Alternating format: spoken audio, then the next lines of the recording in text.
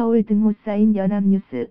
송진원 고동욱 기자 등호 쌓인 이명박 정부 시절 국가정보원의 각종 정치 개입을 지시한 혐의를 받는 원세훈 전 국정원장이 7일 다시 재판에 넘겨진다.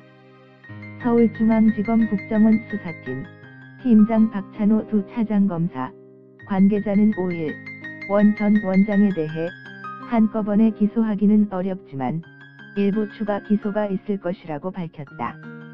검찰은 앞서 이날 서울중앙지법 형사합의 24부 김상동 부장판사 심리로 열린 민병주 전 국정원 심리전단장의 3회 공판 준비기 1 법정에서도 원 전 원장과 이종명 전 국정원 새 차장을 7일께 기소할 예정이라고 밝혔다. 지난달 18일 구속된 이종명 전 새 차장의 기소 시한이 다가온 데다 두 사람의 혐의가 같은 만큼 한꺼번에 재판에 넘긴다는 게 검찰의 계획이다. 따라서 원 전 원장은 이종명 전 차장과 공범 관계로 적시된 특정범죄 가중처벌법상 국고손실 등 혐의로 우선 추가 기소될 것으로 보인다.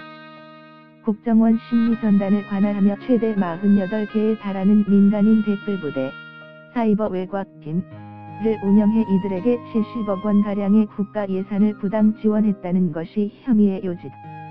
이후로도 검찰은 현재 진행 중인 각종 국정원 관련 의혹 수사가 마무리되면 여타 적용 혐의를 정리해 원 전 원장을 추가 기소할 방침이다.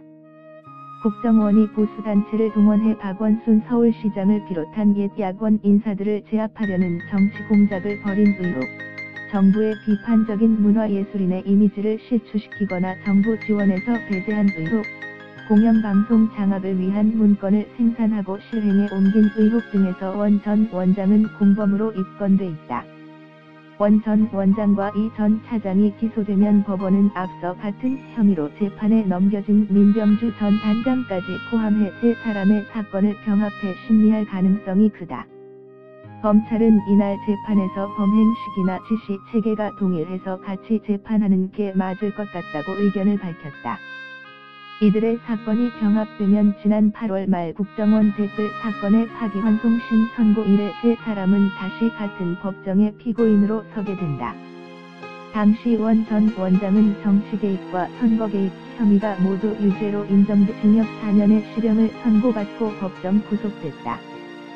한편 검찰이 국정원 의혹의 정점인 원 전 원장 기소에 나서면서 향후 수사 초점은 당시 청와대의 지시 개입 여부로 옮겨갈 것으로 관측된다.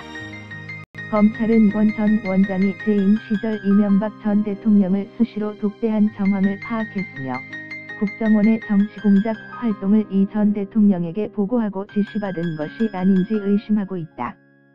다만 검찰은 이명박 전 대통령에 대한 수사 여부에는 신중한 입장이다. 검찰 관계자는 이 전 대통령에 대한 조사 여부는 지금 말씀드릴 단계가 아니다라며 원론적으로 필요하다면 누구라도 불러서 조사를 할 것이라고 말했다. sen@inno.co.kr 2017년 12월 5일 15, 30일 송고